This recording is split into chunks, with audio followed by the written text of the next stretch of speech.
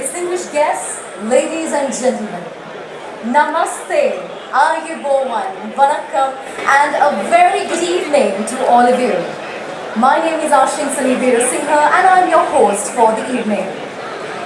On behalf of the High Commission of India, Colombo, I extend my heartfelt gratitude for your presence this evening as we come together to celebrate the 76th Republic Day of India today on 26th of January 2025 here as vision of security and growth of all in the region. Sri Lanka is a key partner for India in this pursuit of shared prosperity. And this evening, we celebrate our timeless bonds and limitless future possibilities. Ladies and gentlemen, to begin this special evening, may I request everyone to kindly rise as we honor the national anthems of Sri Lanka and India. Sri Lanka, Dr. Satyanja Pandey to deliver the welcome address for this evening. Our chief guest, Honorable Minister of Health and Mass Media, His Excellency Mr. Jayatissa, respected former President of Sri Lanka, His Excellency Gotabaya Rajapaksa, former Prime Minister of Sri Lanka, His Excellency Dinesh Gunawardena, venerable members of the clergy, honorable members of Parliament, fellow members of the diplomatic corps, ambassadors, high commissioners, senior officials of the government of Sri Lanka, members from the media, friends of India and Sri Lanka. Good evening, Namaskar, Ayubowan, Vanakkam. A very warm welcome to all of you. Let me thank each of you for joining the 1.4 billion Indians today in celebrating the 76th Republic Day of India. This day marks the completion of 75 years since the Constitution of India commenced. It is an occasion to celebrate the edifice of the Indian democracy. This is a landmark achievement. For when Bharat gained independence, there were numerous hesitations, several skeptics of having the longest written constitution govern a country that had been impoverished over the years by its colonial masters. However, the Indian constitution defied and nullified all such doubts, guiding us to where we stand today as the fifth largest economy in the world and our way soon to becoming the third largest with a $5 trillion GDP. We the people have resolutely upheld the values of the Republic for 3/4 of the century. Democracy is not a mere political construct, it is a tradition in India. India is the mother of democracy. Evidence has it that the ethos of a limited government and countervailing institutions prevailed in ancient India in the age of the Buddha. Allow me to indulge you in some trivia. A quote by the Chinese traveler and Buddhist monk Huangzhang that stayed with me: people of distant places with diverse customs generally designate the land they most admire as India. This is from the account of Huangzhang's travel in the Indosphere in about 6th century CE. India was then an exporter of its civilization, from religion, art, philosophy, textiles, technology, even mathematics, medicine, literature. India was the cradle of all. Today, the nation is in the early years of Amrit Kaal, the period leading to the centenary of independence. This is the time of an epochal transformation. India is happening at a pace and scale that is unprecedented. Let me give you a readout of highlights from my country from these last couple of weeks only. We saw the launch of the Genome India project, a new platform and framework for sharing 10,000 human genome data set sequence from 99 ethnic populations. A fillip to India's bioeconomy, which was valued at $10 billion in 2014 and has now grown to over $150 billion. With more than 500 million already having digital health IDs, this will usher an era of targeted medicine in India. Bharat Global Mobility Expo, bringing the entire mobility value chain under one roof, just concluded. In the last decade alone, electric vehicle sales have increased by 640 times. In another update, for the first time, India commissioned a destroyer, a frigate, and a submarine together, all made in India. INS Surat, INS Nilgiri, and INS Bakshi. ISRO successfully demonstrated space docking or the joining of two fast-moving satellites in space, making India only the fourth country in the world after United States, Russia and China to have this capability. On this success rests ISRO's vision for the future of Indian space exploration, which includes building a space station and putting a person on the moon. We also marked 150th Foundation Day of India Meteorological Department. IMD, as it is known, has enabled today that the early warning for all facility is reaching more than 90% of the country's population. Weather forecasts reach directly on WhatsApp services like the Make Good mobile app, make this information available in all the local languages of the country. Till a decade ago, only 10% of the farmers were able to use any weather-related advice. Today, this number has increased to more than 50%.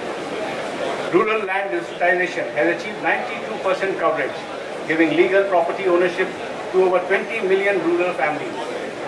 The Sonmarg Tunnel was recently inaugurated in what is one of the most difficult terrains in India, ensuring year-round seamless connectivity between Srinagar and Ladakh. We had the Viksit Bharat Young Leaders Dialogue, wherein Prime Minister Shri Narendra Modi engaged with 3,000 dynamic young leaders from across India to mobilize their energies towards making India a developed country by 2047. I can go on and on, but this little recap over the last 2 weeks in India is only to demonstrate the eclectic mix of energy and vigor in the country today. The energy is visible across domains, be it science and technology, climate adaptation, digitization, manufacturing and industry, defense capability, infrastructure and connectivity. As the youngest country in the world, Indian aspirations for sustainable and inclusive growth are visible across the country.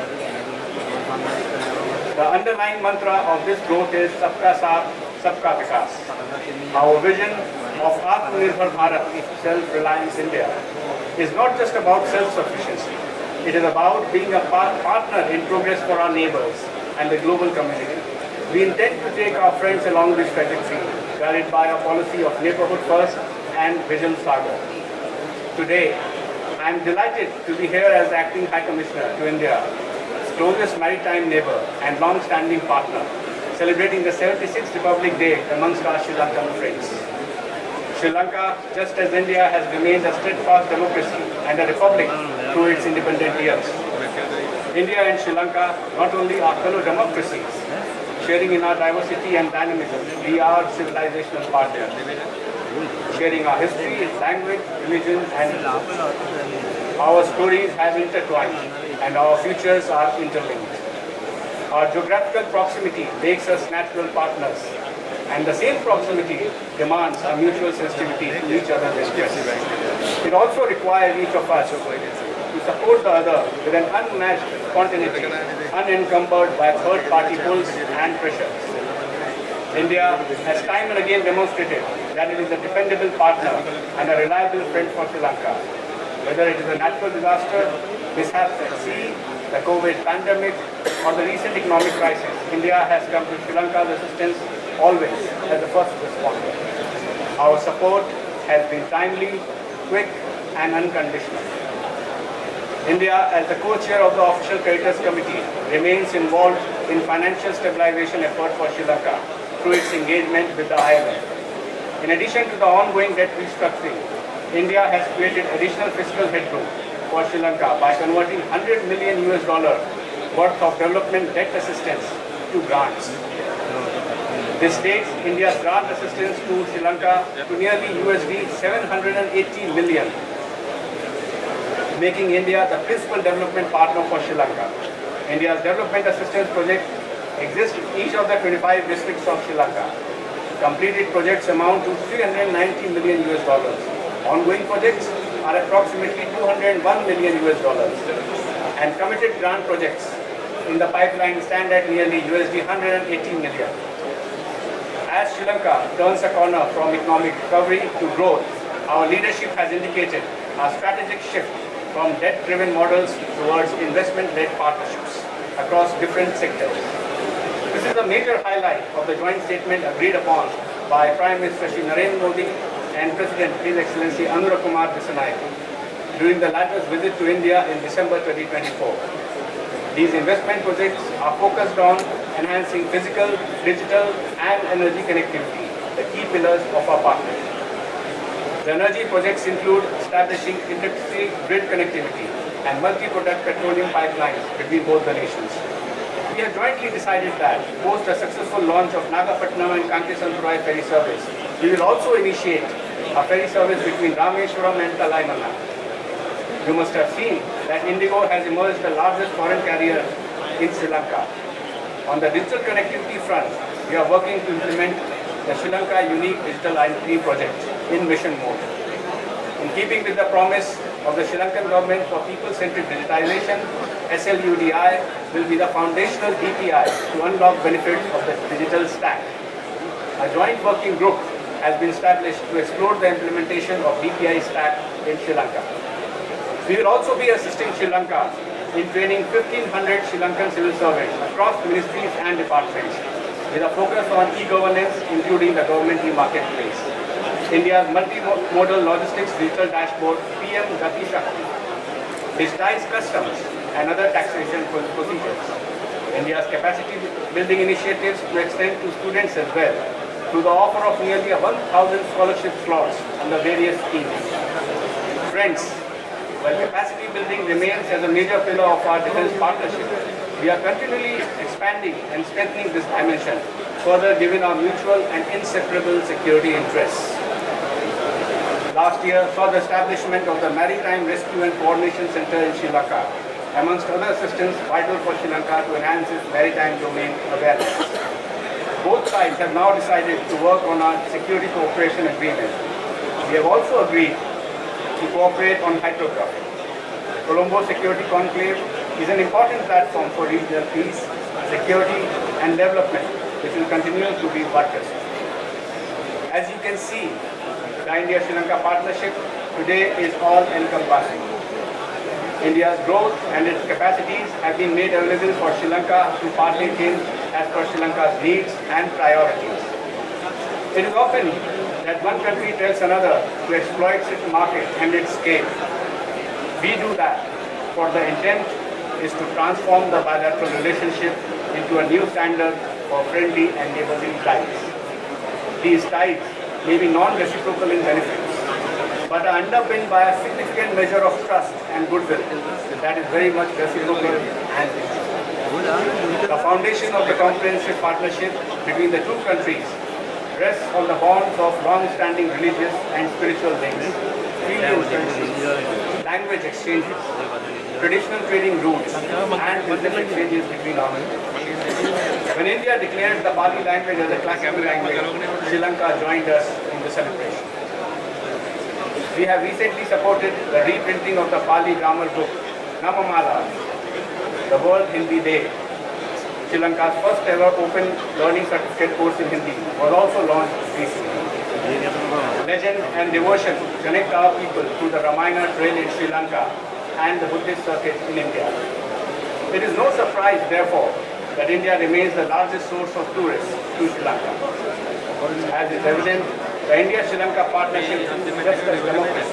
It is people-led and people-centered. People lie at the core of each project, every initiative undertaken by the two countries. To strengthen that core, to foster partnership for a shared future. I look forward to your continuous cooperation and support. Jai Hind, Dhanyavad, Stuti, Namaste. Thank you very much, Dr. Satyanjay Pandey, for your address, and I request you to kindly remain on stage as I now take the privilege to invite the chief guest of this evening, Minister of Health and Mass Media, Honorable Dr. Nalinda Jayanthi sir, to address the gathering. Let's warmly welcome him with a round of applause, ladies and gentlemen. බෞද්ධ ඉතිහාසය බෞද්ධ තොරතුරු ගමේත් නගරේ පන්සලේ තොරතුරු පෙරහැර නරඹන්න විචිත්‍රවත් ධර්ම දේශනා අහන්න මේ සියල්ල ගෙනෙන එකම බෞද්ධ YouTube නාලිකාව SL පන්සල subscribe කරන්න like කරන්න comment කරන්න share කරන්න SL පන්සල Namaskar, Aibowan. Good evening to all of you. Venerable members of the Mahasangha and other clergy, Dr. Satyanjay Pandey, Acting High Commissioner of India, honorable former presidents, former prime ministers, honorable ministers, deputy ministers, and members of parliament, excellencies, members of the diplomatic corps, distinguished guests, ladies and gentlemen. I am delighted to be here this evening representing the government of Sri Lanka on the occasion of the 76th Republic Day of India. On behalf of His Excellency President Andrew Kumar Disanayake, the government and the people of Sri Lanka, I wish to extend my warmest congratulations and sincere best wishes to the government and the people of the Republic of India on this auspicious occasion. The bonds between Sri Lanka and India are based on age-old civilizational links and geographical proximity. They are defined by mutual respect, cooperation, and a shared interest. From the shores of the Indian Ocean to the heart of the Indian subcontinent, we are bound by a common heritage of tradition and values inherent in our country's robust relations. India has been a trusted friend, steadfast partner, and our closest neighbor whose unstinted support has been pivotal in our country's journey towards economic recovery, growth, and stability. India's assistance to Sri Lanka in times of need and the unwavering solidarity are deeply cherished. Excellencies, ladies and gentlemen, as Sri Lanka stands on the threshold of a new era, it is important to further strengthen its economic ties, enhance people-to-people connections, and advance regional and global cooperation. The future holds immense potential. We consider India to be a trusted partner in our quest for progress and development. Sri Lanka acknowledges India's progressive economic growth in multiple sectors. Sri Lanka recognizes India's potential as a growth pole and believes that India's sustained economic growth and development in technology will certainly benefit Sri Lanka's gradual economic stability and complement its recovery measures. India remains the largest source market for tourist arrivals to Sri Lanka. This indicates that there is great potential to harness in relation to tourism by our two countries. High-level visits and interactions have further cemented our bilateral relations. In this context, I wish to recall the state visit of His Excellency the President to New Delhi last December. This, being his first overseas visit after assuming office, signified the importance Sri Lanka attaches to its bilateral relations with India. During the visit, His Excellency the President has had close and warm interactions with the leadership of India. The outcome of the visit emanated confidence that the cordial relations between the two countries will be further strengthened in multiple areas of cooperation for the betterment of the future of both our peoples and our countries. Excellencies, ladies and gentlemen, India and Sri Lanka are littoral states of the great Indian Ocean, which has shaped human history, united people and cultures that lived oceans apart. The role of our two countries in ensuring peace, stability, security, and sustainable development in the Indian Ocean region is of paramount importance. The strength of Sri Lanka-India partnership lies in collective action. It is through collaborative efforts that we can address the new and evolving challenges that transcend borders, whether they be in addressing environmental concerns, combating terrorism, or ensuring economic growth that benefits all citizens globally. Sri Lanka remains committed to fostering deeper cooperation with India to harness the opportunities of the 21st century for future generations to thrive in an interconnected and interdependent world. As we tread along that path, may the bonds between our two countries continue to strengthen, fostering collaboration and understanding for the benefit of our peoples. Excellencies, ladies and gentlemen, please join me in proposing a toast.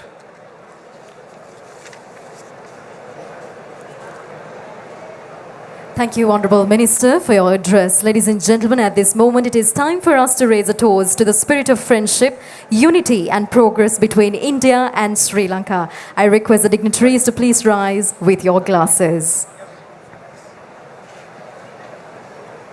For the good health and personal well-being of Her Excellency Srimati Draupadi Murmu, President of the Republic of India, His Excellency Sri Narendra Modi, Prime Minister of the Republic of India, for the continued progress and prosperity of the people of Republic of India, and for further enrichment of the enduring friendship between the Democratic Social Republic of Sri Lanka and Republic of India. Thank you.